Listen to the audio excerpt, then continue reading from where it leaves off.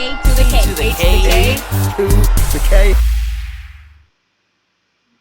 Hello, welcome to the A to the K Wrestling Show. As always, I am Carl, joined by Anthony. And as always, we're going to throw it over to Road Dogg to kick us off with A to the K's little known fact of the week. Oh, you didn't know? Oh yes. Our guest this week, everybody, the one and only Jacques Rougeau, is joining us, who you may know as the Mountie, former Intercontinental Champion, even though his reign lasted just 2 days. However, you know, it still counts, but did you know there are 4 people who have held the title just 1 day, and 3 who haven't even held it for a full 24 hours, Anthony? So let me tell you who them people are. Firstly, Triple H. Okay.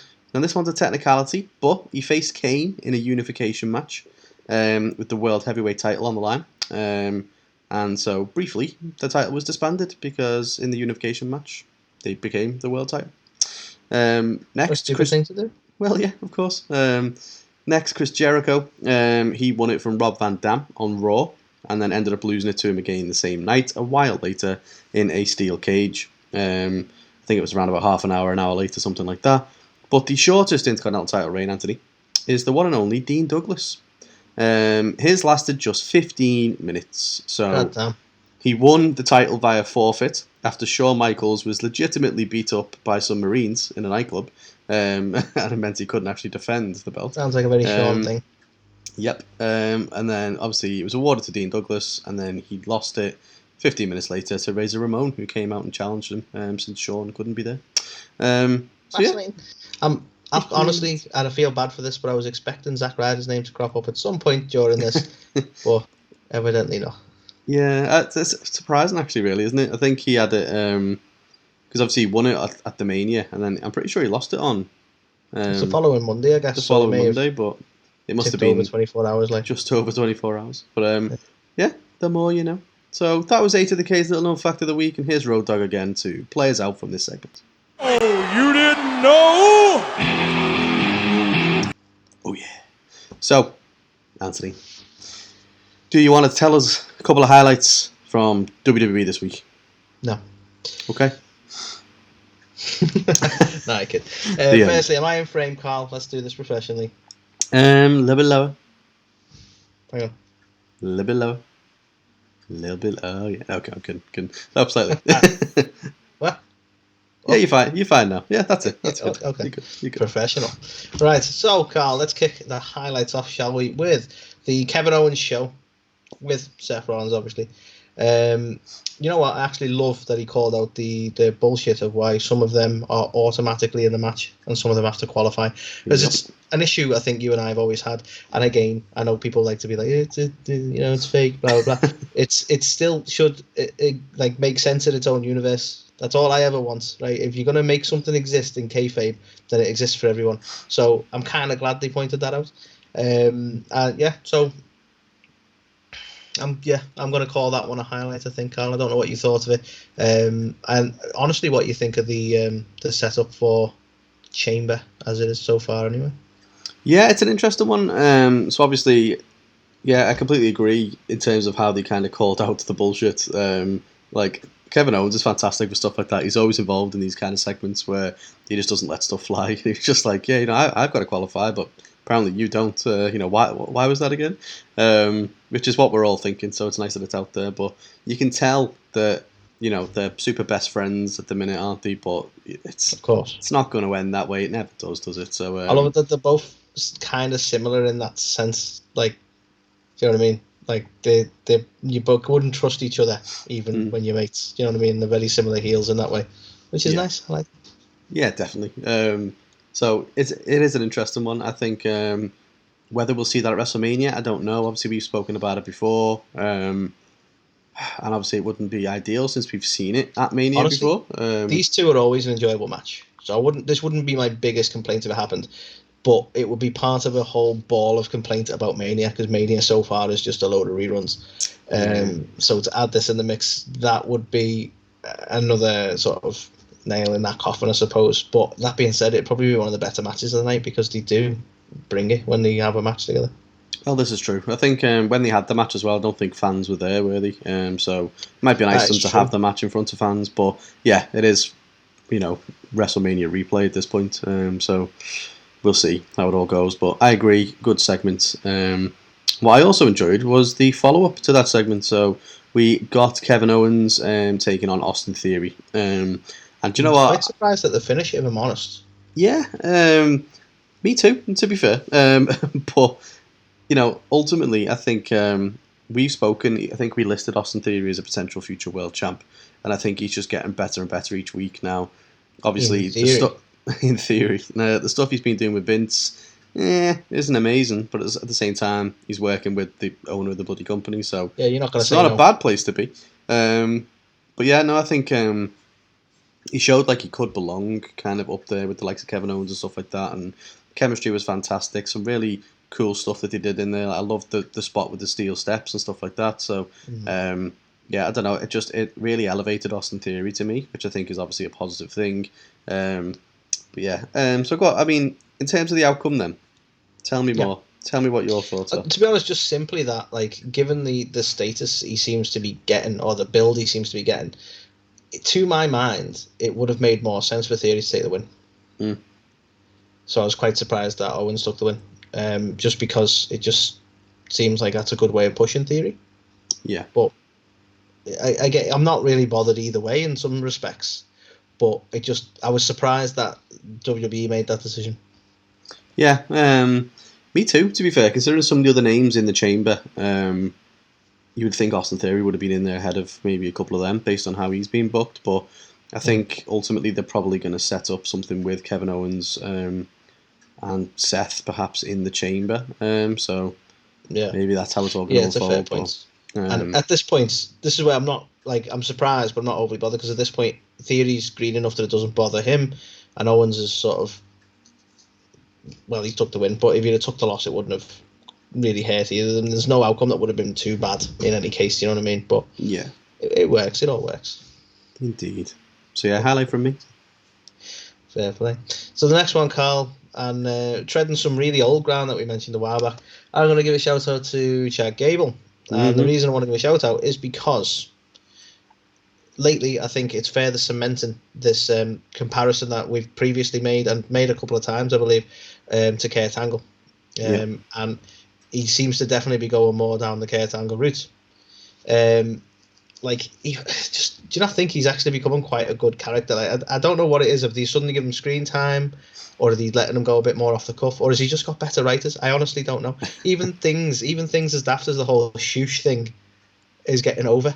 Yeah, and it's like, I was like, you know what I mean? He's just he's working the crowd really well. I don't know. I'm really enjoying him and Otis as a tag team, which I was very apprehensive about initially, but for a long time now, they've been a quietly decent tag team, and now they're getting some screen time and some attention. But if he can transition into a face at some point now, I reckon it'll be again. He could be a lot like Kurt Angle in his heyday, really. Oh, definitely. I mean, it's so similar to me, like his kind of trajectory. If you discount all the Shorty G shit and stuff like that, like where he is now, kind of coming out there as like, I've got a 4.0 GPA and I've been in the Olympics and all that. That's exactly what Kurt Angle was doing when he joined. He was like, yes, I am a gold medalist, which makes me better than you, and it's all that kind of thing.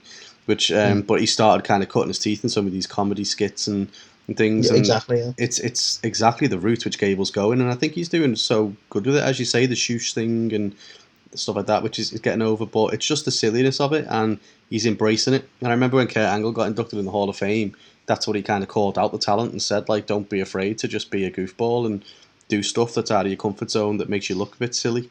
It's crazy, and I'm so glad that Kurt says stuff like that, because without it, and this is no disrespect to Kurt, he'd have still been a great wrestler, but without it, he probably would never have been half the character he was, as far as, like, especially like us teenagers, and he's there having rap battles with John Cena and stuff. Like, he wasn't afraid to just have a laugh with it, and that's the shit you remember. That's what makes you endeared to him, doesn't it? Exactly. So yeah, no matter how silly it is, him riding on a scooter and these challenges and stuff like that, the way he's going about it, yeah, I completely agree. He's a a bright spot on a very kind of mundane night Raw, if you will. So the next one to talk about, I know you're not the biggest fan of Rey Mysterio, really. I suppose that maybe that's not fair to say. I think your main gripe came with him in the world title scene, but I think just having a match between two people of the caliber of AJ Styles and Rey Mysterio, just as a throwaway match on Raw, is something we need to see more of. It's a pairing that I don't even remember seeing in the WWE before, and it's two guys who are immensely talented and just going out there to put on a great match. And it's like, well, why not do that? Here's the thing, right?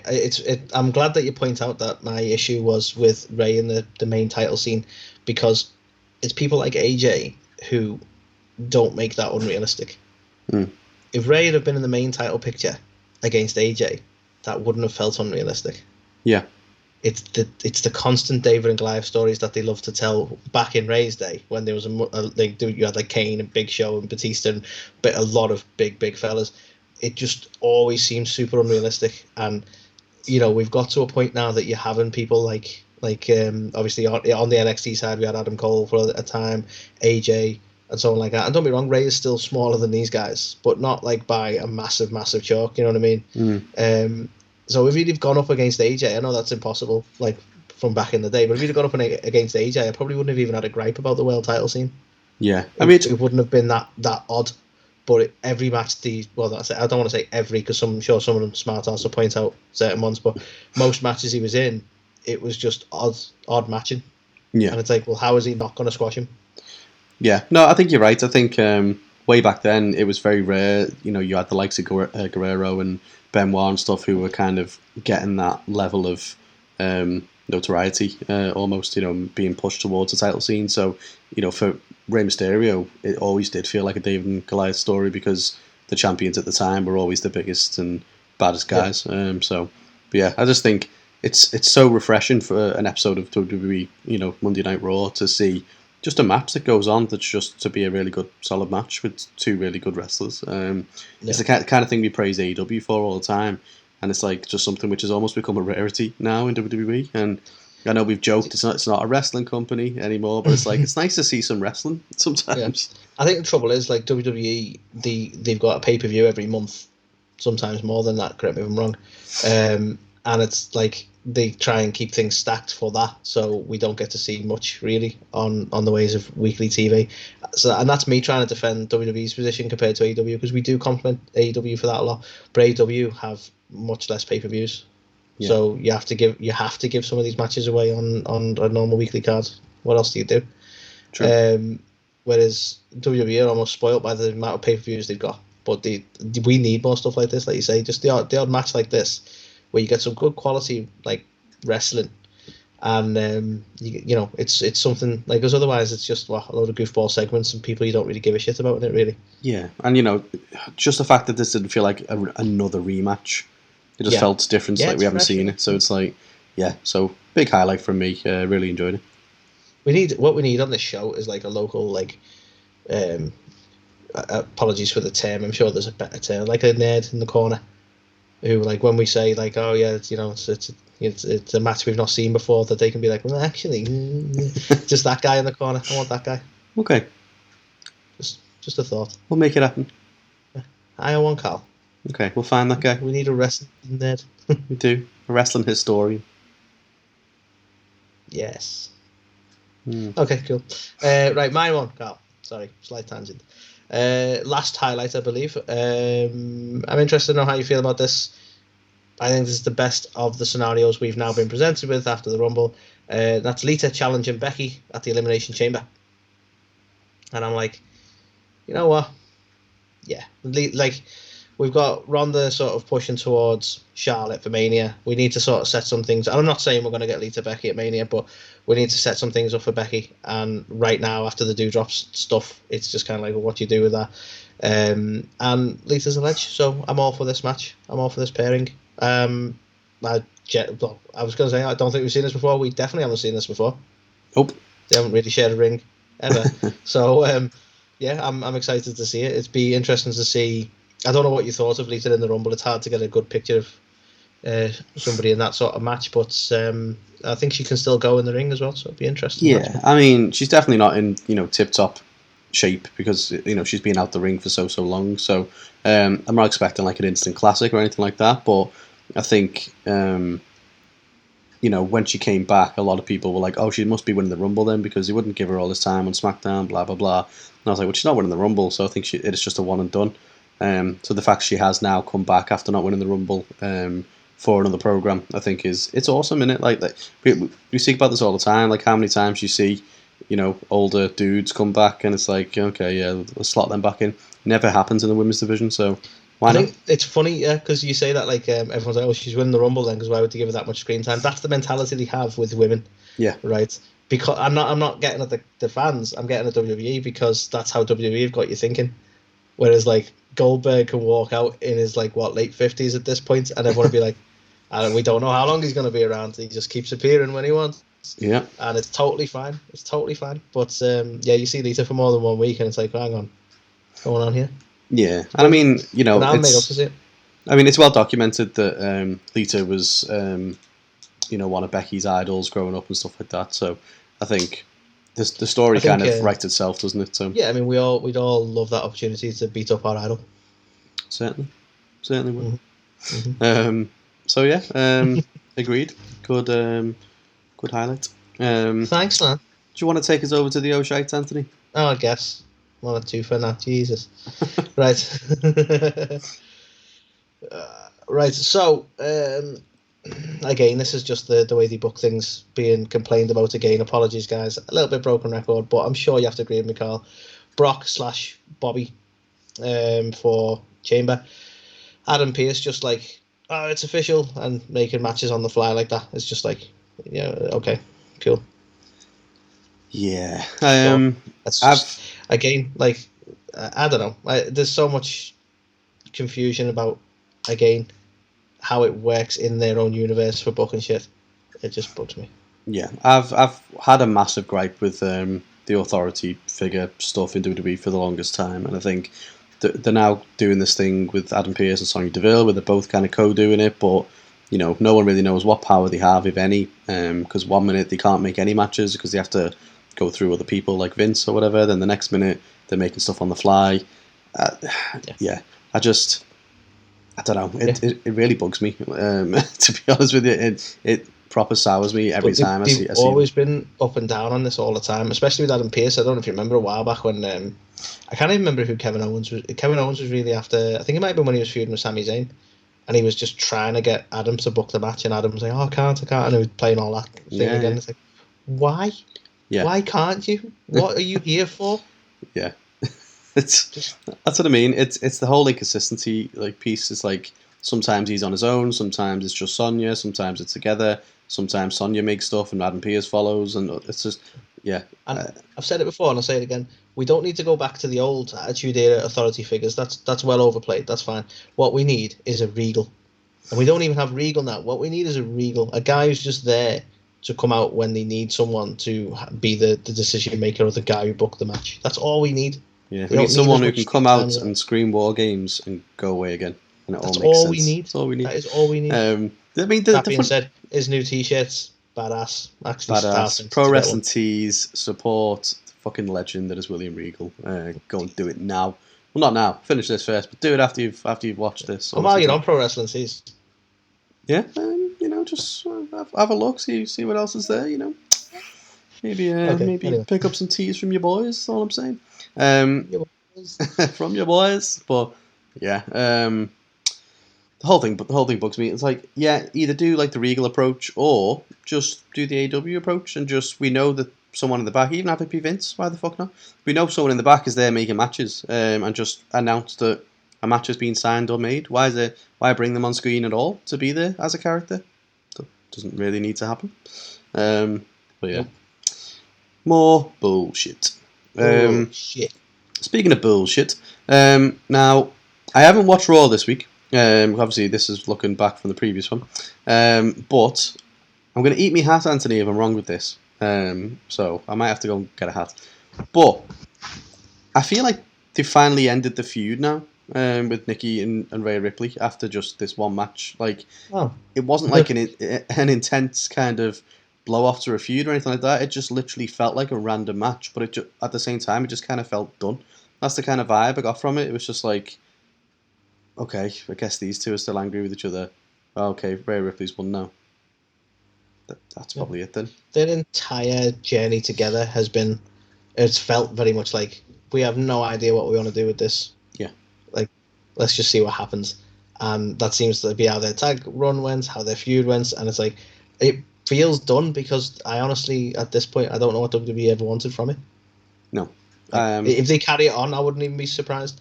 Like, it feels done, but I don't think that they even planned anything to come from it. I think it was probably just yeah, all right then, we'll give you some time, I guess. We've got 3 hours to fill, why not? Maybe this week, I don't know, why don't you turn heel this week? But I'm dressed like a fucking multicoloured cartoon character. Yeah, you'll make it work. But I'm dressed like a big bad goth lady. Yeah, it's cool. Rhea, be good. Rhea never really went into it, the gimmick, did she? No. You look at Hurricane, right? Hurricane had Mighty Molly, right? Mm-hmm. And Rosie. Yeah. And both of them went into the gimmick. They were like, fuck it, yeah, let's do this. Rhea's like, nah, man, too goth for that. Yeah. Didn't even wear a cape. They just wore a black cape. Exactly. Could have done something. Could have done something to make it a bit more fun. Try and lean into it, but no. And that's the problem with not even the women's tag division. Not that there is one, but just with the tag division in general, WWE. It's that they don't have to even. It could just be 2 random people off the streets and be like, "Oh, you're a tag team now." There's nothing there. There's no synergy. There's nothing that makes them a team. So. I agree. Yeah. We'll probably get a bit of fire. People like, you shouldn't make Rhea a superhero. That's a stupid idea. I don't care. Well, you could argue making Nikki a superhero wasn't the best of ideas either, but there's always a place for a superhero. Hurricane proved that. It's true. It is true. So, Carl, again, I'm interested to know your thoughts because this my next one, it affects your bay, if I'm honest with you. It's Alexa Bliss, I'm afraid. It's the fact that Lily is apparently back. And Lily is my bay in this, of course. Of course, that's what I meant, right? Yeah, I don't know. I don't. This is another example of I don't think they know where they're going with this. I read somewhere that they filmed 9 different vignettes of this. 9, Anthony. Wow. So I feel like this is going to be going on for a long time, but we'll get onto this. She used to wrestle. Yeah, I mean, we'll get onto this in a minute as well when we talk about Drew. But I just think when you do something to a character and it doesn't work out super great, and then something happens where they take a bit of time off or they have an injury or whatever, then they finally come back. Why not hit the reset button then? Like, why just pick up where you've left off when things aren't great? And don't get me wrong, I know Lily is a big seller on WWE Shop, and some people love it and all that. Cool, get it, merch reasons. But it's not working, and they don't know where they're going with it. That's the thing. I'm all for selling merch, but they just don't know where to go with this now. No, and it's like I know, Alexa came out herself and said, didn't she? Like, you've got to kind of see where it goes and give it time and stuff like that. But I don't know. I think over the time we've given to WWE over the years, there's no faith that it's going to go anywhere. Well, so here's my mentality. If I was a female wrestler in WWE now, right, and Alexa even tried to come out and challenge me for anything, I'd be like, if I rip that doll up, she'll disappear for like months. Like, because that's what's happened, isn't it? That's what Charlotte did, and it worked. So you go, well, I'm just going to attack the doll instead. And then you actually, I'm going to go back on this because I don't want WWE to have a series of matches that involve Lily, but I'm just saying, like, it seems quite effective to ruin her toys. We're definitely having Lily on a pole at some point. You can just see it. Shark cage in the middle of the ring. That could also work. But I mean, this just reeks of like WWE though. Like she's got hasn't Alexa got superpowers and stuff though as well? Like, can't she like do crazy shit? Well, I mean, that's what they were going for a while back. Like, she was making like explosions happen and stuff at one point. Yeah. I don't know. Like, is that still a thing? Well, or is she just really good mates with the pyro guy? Like, maybe. It's all it ever was. But yeah, it's just, the character that was intrinsically linked with the Fiend, who has since been released, it just, I don't know where it fits in. And we said that at the time. She did, she made some fucking chicken salad out of that chicken shit. Don't get me wrong, she certainly did. But Yeah. it's done. It's run its course. So the fact that they're still doing it now, Yeah. I don't know. I'd like to have faith, because obviously Alexa's fantastic at what she does, but I haven't got faith. No faith. But you gotta have Faith, no more. You will. And speaking of things that are awful,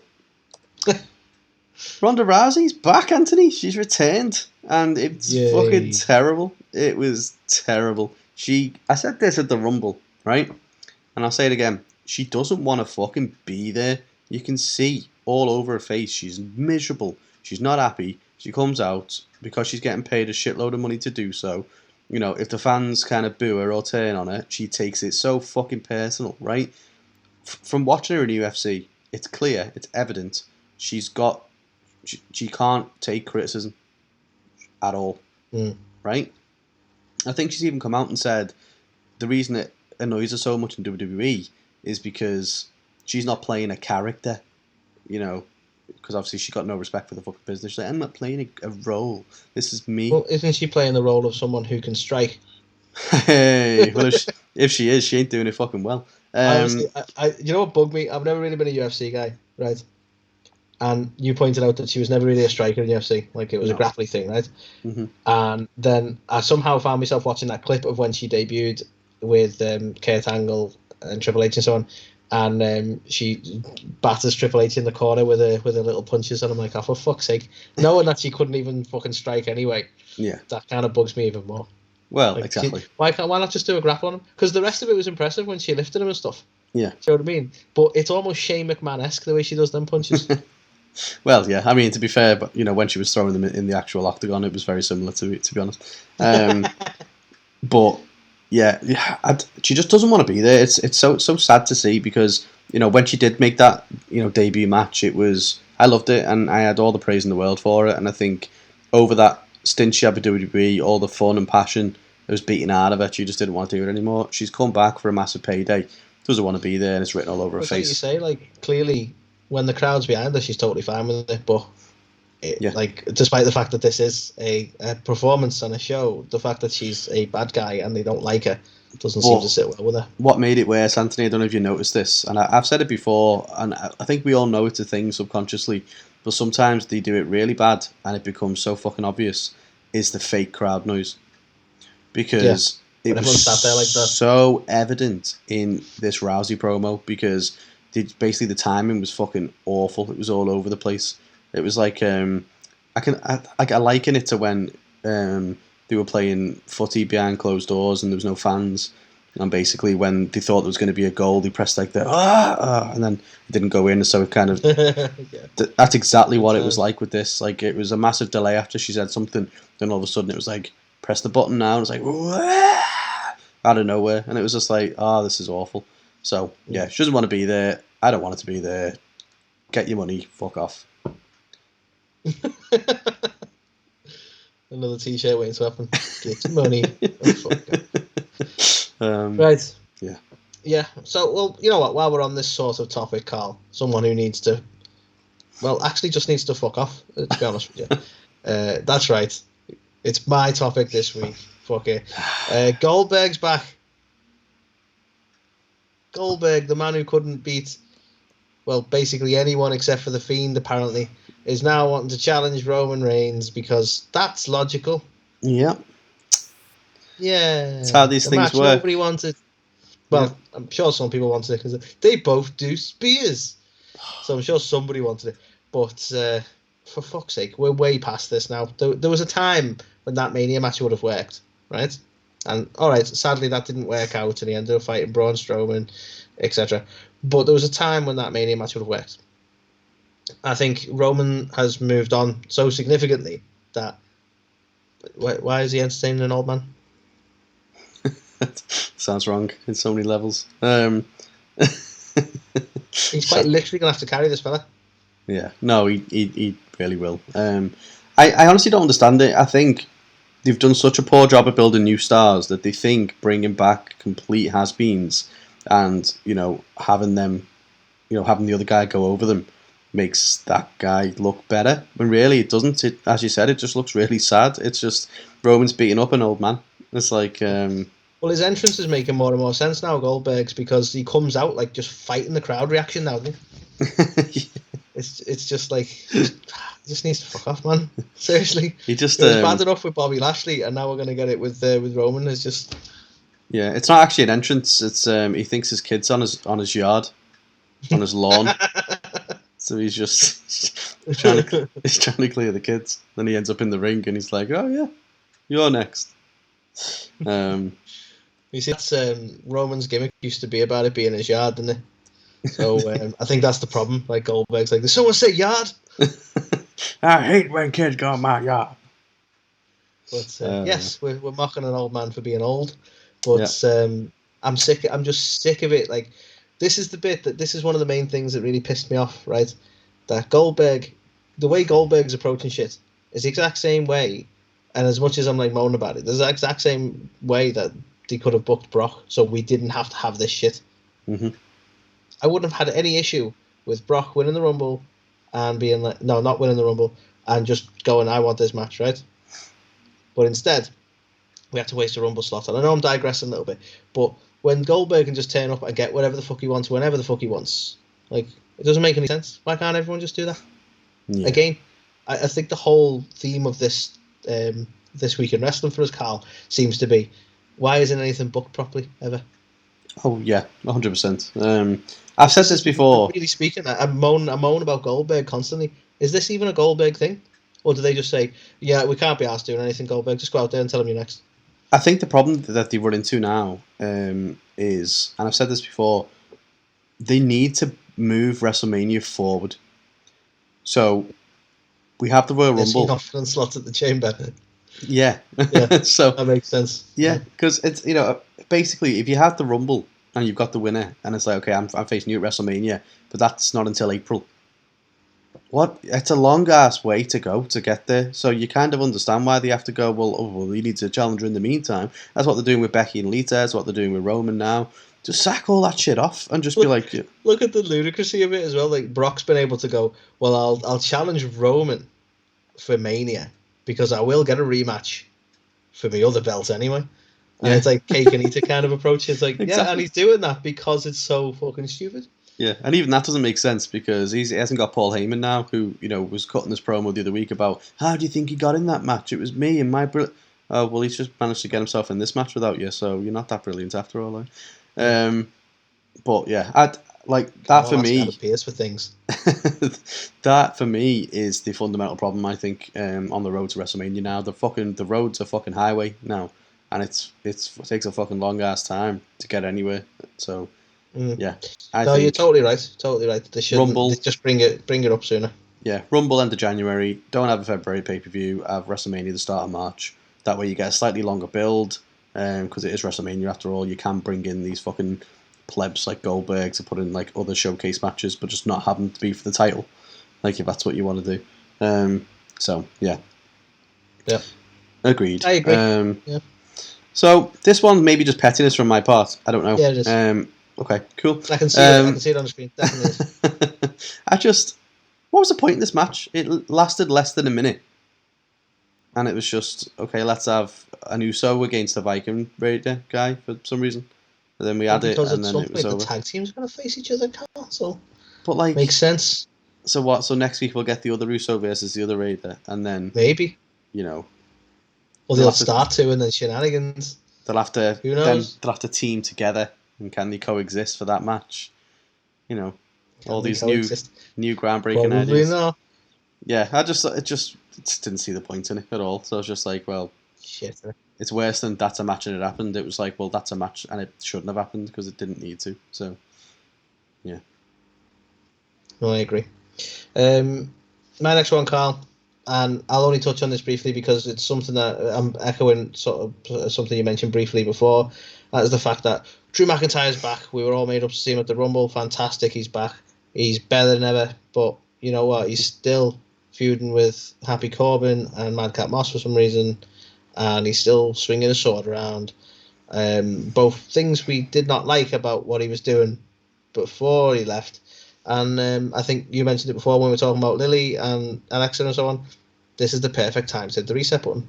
So now we've got to carry on with this feud, get to the end of it, and hopefully do something better afterwards. When we could have just, not done that. Yeah, and it's like, don't get me wrong, it was never going to go like unvanquished almost. You know what I mean? So he was never going to go and be put on the sidelines by Happy Corbin and then just come back and then forget it ever happened. But it's like we've gone right back into that whole program with them. You should have just come back, obliterated them for revenge, and moved on to something. And you can just see straight away. You're like, okay, so now this is going to get dragged out again. Like nobody wants to see it, so why are we seeing it? And I know you can't remember everyone's previous matches with this because otherwise you could what I'm about to do you could pretty much do all round. But I'm going to do it anyway. And that's the fact that this man, Drew, took out Brock in relatively easy fashion and can't get through Happy Corbin and Madcap Moss. Yeah. Just doesn't make sense to me, man. I know you could do that for many different wrestlers, but it bugs me. So mention it. I agree. And speaking of things that bug me too, Anthony, is our final Oh Shite this week. And that is Ronda challenges Charlotte for the match that nobody wants to see. In all fairness, Ronda challenging anyone, I wasn't going to be happy with either scenario because it's nothing new. And I'm probably more invested in who Becky's going to face. So yeah, I would have been more invested in Becky and Ronda because that's the match we should have got before Charlotte fucking inserted herself into that one. So now it's like, well, there's still time for a triple threat. Well, yeah, there certainly is, which I wouldn't put it past them. To be fair, there's an empty spot in the chamber, so yeah. Yes, there is. Yes, Charlotte's going to enter that. Well, either Charlotte will enter it, or maybe Ronda enters it, and then wins Charlotte that. likes And then to put herself in those scenarios, doesn't she? She's got both. she wants to be Ronda 2 belts. So yeah, I don't know. Old Roddy 2 belts, yeah. Old Roddy 2 belts, but yeah, I hate the whole thing. To be fair, like this is just a match that I just really couldn't give a fuck about. It's the most overexposed individual ever in Charlotte Flair, who's just always on your screen every week doing the same old shit, and it's so boring and tired. Then they brought back Ronda Rousey, and it's like I love the way you said it, Ronda Rousey. The amazing, incredible Ronda Rousey. So yeah. You might as well be a ring announcer, dude. It's awesome. But yeah, it's just I don't know. Don't want to see it. Don't care. Woohoo. So Anthony, scores on the doors this week. I'm coming in with a 2 because I believe that there was a couple of really decent bits in here, mainly on Raw. I don't think there was a single SmackDown highlight, in fact. But Raw... Goldberg was there. Didn't get a highlight from me. Well, exactly. Raw probably was one of the better episodes I've seen in a long, long time. So that's the reason that I was proper, giving it a 2, I would say. Yeah, I hate it. I see like I'm doing this every week now. But yeah, I can't disagree. I might have even just gone in sync. 1.5. But yeah, you're right. There was some okay butts in there. Some okay butts in there. Well, Drew McIntyre did come back swinging his big old sword around, so there you go. So moving over to AEW, Anthony. First highlight I want to talk about. So I was swerved. I'm not going to lie. Didn't expect it going this way at all. So I was, super excited to see the potential of Moxley versus Bryan Danielson when they had the little square off that they had. Never expected it to go in a whole complete different direction. So Danielson comes out and basically says, do you know what? I want to team with you, Mox. I think that we can take over this company. We can mentor the likes of, a Wheeler Yuta, a Danny Garcia, a Lee Moriarty, 2 grizzled veterans with so much experience, and we can mentor these up-and-comers and just take over. And I was just like, that's fucking brilliant. Yeah. To be fair, like, I just wasn't expecting that at all. I just, whether it's the fact it's just the usual kind of formula of, someone stares at someone, that means they're going to have a fight, which still might happen, don't get me wrong, because there's no saying Mox is going to accept it, but I love that True. Danielson came at it from that angle. He wasn't just like, I've been looking at you because I want to beat you up. He's like, I'm looking at you kick because... you in the face. Yeah, Like, I'm looking at you calm because... down. Oh yeah, I want to kick your head off is his thing, isn't it? But, I knew it was something along that lines. I'm paraphrasing, of course. yeah. But yeah, no, I tend to agree with you there. Like I'll be honest, I was a little bit apprehensive at the concept of another faction, but they want to. Obviously, eventually they want to get to a point of having trios titles. They mentioned that a couple of times, so you need more factions, I suppose, and more possibilities for different trios. Yeah. Would Freebird rules apply? Who even knows? Well, yeah, it depends how they do the title, whether there's 3 belts or whether it's just 2. I don't know how it'll work. To be fair, but yeah. It gets a highlight just for the fact I was surprised by it. It just kind of came out of nowhere, and I was like, wasn't your typical? I don't mind that swerve. I don't like you. Well, I don't like you. Exactly. Kind of Which it might turn into that, but we'll see. Yeah, but it's a good start. So, Carl, interested to get your take on this because I don't think you're a fan massively, but this whole Brandy Rhodes stuff we've got going on at the minute. Just a shout out to Lambert, to be honest. Yeah. Like the best thing in this and that promo was savage as fuck. Yeah, didn't pull any punches. Yeah, honestly, that was some brilliant fucking heel work. Obviously, in reality, she's been on board with some of the shit he said, but it's not the best angle in the world. But you got to give a shout out to the guy because that was some fucking great mic work. You know what? I really like Dan Lambert. A lot of people I know absolutely can't stand the fella, but to me, he's playing a great heel. Like that's the reaction you want. As soon as he comes on your screen, you want to I fucking hate this guy, get off your screen. But then the stuff he says, you come out with and you're like, that's fucking he's on the nose there. Like, what a shithead. He's not wrong. But like, yeah, and we'll come on to this. I know it's a highlight thing, so I won't go into it too much now. But it's like, this isn't the feud for him to be involved in the way it is, and I really enjoyed the fact that Paige Van Zandt is there. I'm a huge fan of Paige's from UFC anyway, so it's good that she's now maybe making a bit of a transition over. Who knows, even if it's just for a short period. But it's kicking. Well, exactly. She's a big name and she's well known in the kind of entertainment world because she does obviously modelling and things as well. So it's a good get for AEW, but I just think Paige Van Zandt versus Brandy Rhodes, like, no offense to Brandy, but I'm not sure it's the most believable. So, but yeah, I agree. Lambert definitely the only bright spark in a very sorry little feud that we've got going on at the minute. Indeed.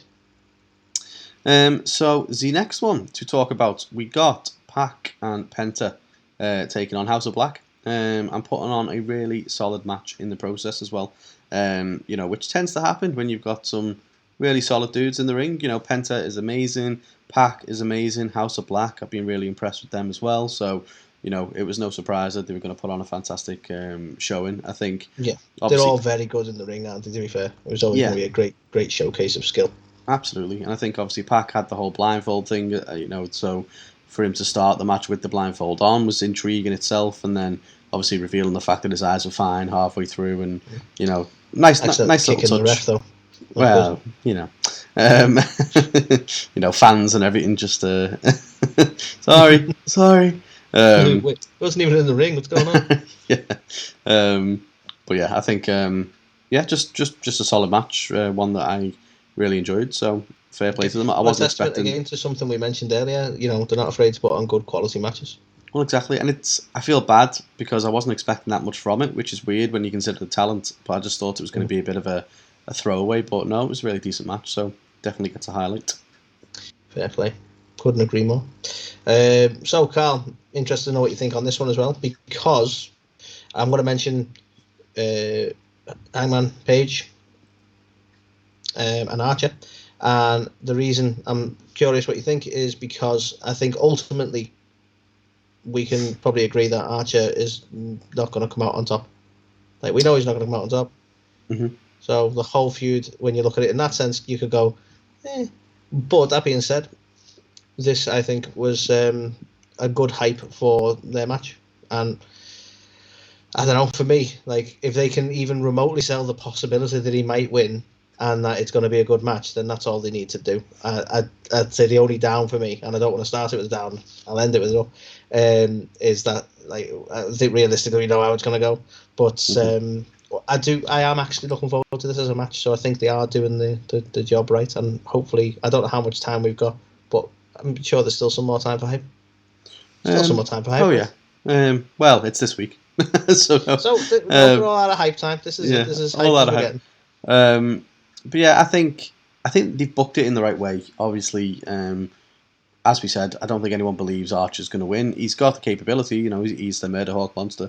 I also want the status in the company at the minute that tells you who's going to win, doesn't it? Really. Yeah, I mean, I want to shout out to him as well because the Murder Hawk monster gimmick. I've there's been plenty of times, many a week, time ago where I was shitting all over this guy. Just wasn't a fan of what he was doing and knew he was capable of more. And this is the right way to do it. Not like just getting random guys and throwing them through the ceiling or kicking them halfway down the ramp every match. Coming out because he is a psycho, but taking it out on your opponent. Right? Yeah. That makes sense. So yeah, it was a good setup. He left, and that's it gets you believing he's a credible threat. Well, that's it. You know, these two are facing off in a Texas death match, so the fact that it really plays up into Archer's kind of style and stuff, doesn't it? So him obliterating Hangman the week before it happens makes you think, oh God, could he do this? And, I think we both believe that no, he can't. But it's the right way to book it. So I agree. Indeed. I concur. Next one, CM Punk MJF. Anthony, we got it. The match we were waiting for the longest of times. I loved it. I really loved it. I think now this was lost on me because I'm not a Ring of Honor guy, but obviously they had that false finish where he choked him out with the elbow tape or the wrist tape, can't remember what it was, and basically got the win, and then the referee saw that he'd stuffed it under his arm when he raised his hand, and then was like, I'm restarting the match, which firstly, this never happens in AEW, so that in itself was, a fresh change of pace, but apparently this is a throwback to a match that CM Punk had in Ring of Honor back in the day, and it's the exact same spot where he choked someone out with his wrist tape. Tell you what, he's into his throwbacks to older matches, isn't he? Yeah, exactly, yeah. So, it was lost on me. I'm not going to come out and be like, oh, yeah, I totally knew, because I didn't, but I've seen it since. So that in itself makes it, even better. But, that's just a bit of icing on the cake, I suppose, because the match itself was quality. That false finish, and all the Chicago fans thinking, no way. And then the match gets restarted, and everyone's like, oh, well, obviously Punk's going to win it now, and that's how they'll play it off. And then he wins anyway, just with even more dirty heel tactics. And it's like, yes. Because it's absolutely the right thing to do. If you're going to hand a loss to CM Punk, his first loss, it absolutely has to be MJF. And the fact that, it's very layered, this as well, because I like the fact that it wasn't super obvious that Wardlow was handed him the Dynamite ring. You didn't even see it on first glance. You saw he'd got it. But, well, when did he get that? And it shows you on the replay, and you're like, oh, shit, okay. So, yeah, the whole thing was brilliant, but it also meant that Wardlow was the one helping MJF again. So that's going to be, a thread to this, I think. I think Punk's probably going to kind of turn the screws in it between them two a little bit now, and then Wardlow will be like, well, you couldn't have done it without me. And MJF would be like, you stay in line, and then all of a sudden, implosion, Wardlow beats the shit out of MJF, and everyone's happy. So, yeah, loved it. Great match, and loved how they executed it. Yeah, agreed. My next one, Carl. I feel bad. I was going to say you may be surprised, but you shouldn't be surprised, to be honest with you. My next one is Jade Cargill. Okay. Just generally, okay, she's not the best in the ring yet. I think she's definitely coming on leaps and bounds, but she is a talent. For whatever, however you want to call it. This is one of them weird things where I can't specifically go, well, she's fantastic talker, she's fantastic on the mic, or she's fantastic. She's just got bags of potential, and I think it shows. You know what I mean? Just even things like the TBS title, calling it that bitch show and stuff like that. I don't know. There's just there's a lot to like about her, and I think she's doing fantastic so far as the TBS champ. And I don't know. I think she gets probably more hate than she deserves. Do you know what? I agree completely. I think it was I'm going to say this every opportunity I can get. It was such a good idea to have a second women's title that was a singles title. It was brilliant because it gives opportunities that otherwise wouldn't be there. Because if Jade Cargill was beating Britt Baker for that main title, I think everybody would have been a bit fuming, let's be honest. So the fact that you can put a title on someone like Jade, who is, very green, up and coming, as you said, she's got the it factor, but isn't, the best in the ring by a long stretch, isn't the best on the microphone by the long stretch, but she's got all the potential in the world. And it is stuff like this where that it factor, when she does stuff like calling TBS that bitch show, like, that's where you're like, okay, yeah, like, she's got that character, that attitude, that swagger, and I think it does set her apart in a different way in the women's division. So yeah, I'm really happy with what she's doing, and I guess I'm interested to see where it all goes. Like, who's going to be the one to dethrone Jade? When are they going to make that call to have her drop the TBS title? And will that mean that she gets bumped up into the main title scene? When will she be ready for that? Who knows? But there are no main titles, Kel. There fucking is, and we all know. So yeah, I agree. Jade Cargill, loving it.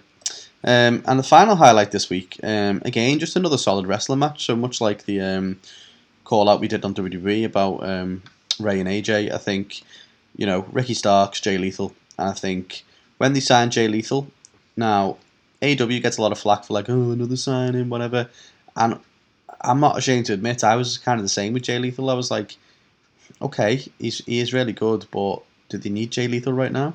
Then the fact that they haven't really used him that much since they signed him, I was a bit like, But then here he comes out of nowhere, match with Ricky Starks, who is another guy with bags of potential and puts on an absolute clinic. So fair play. I think he does such a good job of showcasing younger guys, because he's such a vet as well, Jay Lethal. So I think it did everything it needed. It made Ricky Starks look great. So yeah, enjoyed it. Yeah, agreed. Yeah. That's our last highlight, isn't it? That is our last highlight. Oh man, we're gonna have to jump into the Oh Shites. That's me as well. I've done it to myself. Double book myself like you did, or like I did for you. So the next one, let's get into it then, because I didn't want to say it during the Lambert bit, but Brandy, Brandy. Right. Brandy. I think Brandy Rhodes is fantastic, right? I think she's awesome. She's, the stuff she does in the role that she's got in AEW, and shot a Brandy YouTube thing and everything. What? Okay, it's okay. You get to it. I can see one of your notes is just tickling the fuck out of me. But don't get me wrong. I genuinely think that she's awesome, right? But I don't understand why she has to be the way that she is. Why does she have to insert herself into these kind of segments and try and play the face? Like, she's booed out the building. Like, legit, this might be what you laughed at, but she's a worse Cody than Cody. Like, that's what I was laughing at. It's I think it's evident that Cody's the one who's taught her the business.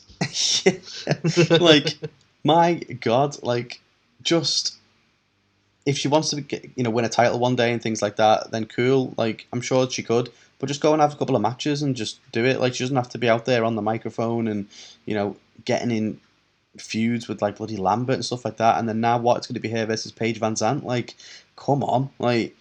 This shouldn't be the spot she's taking up right now. She should be kind of getting her in ring work back up again after such a long time out on Dark, getting some wins, getting up the rankings and that kind of thing. Not here's a massive segment on the show that went on too long. I'm not knocking her, but what I find evidence in what you're saying is the fact that when people still try and come on AEW for their women's division, no one ever defends it with what Brandy's currently doing.